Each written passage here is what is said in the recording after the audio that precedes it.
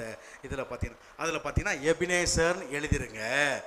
அதாவது நான் இதுக்கப்புறம் செய்ய மாட்டேன், கர்த்தர் தான் இதுக்கு பாதுகாப்பு அப்படின்னு ஒரு வசனத்தை எடுத்து கர்த்தர் எனக்கு உதவி செய்தார், அதுக்கு அர்த்தம் எபினேசர் அப்படின்னு உங்கள் இருதயமாகி இந்த பலகையில் கல்லுஞ்சக்காரன்றாங்க அப்படின்னா அர்த்தம் இந்த கல்லில் எழுதிக்கோ அப்படின்ட்டார். அந்த கல்லில் எபினேசர் போட்டுங்க. ஒவ்வொரு முறை பாவங்களை அறிக்கை செய்யும் பொழுதுலாம் எபினேசராய் நீர் இருக்கிறீர், எனக்கு உதவி செய்யறதுக்காக ஸ்தோத்திரம் அப்படின்னு நீங்கள் சொல்லணுமா.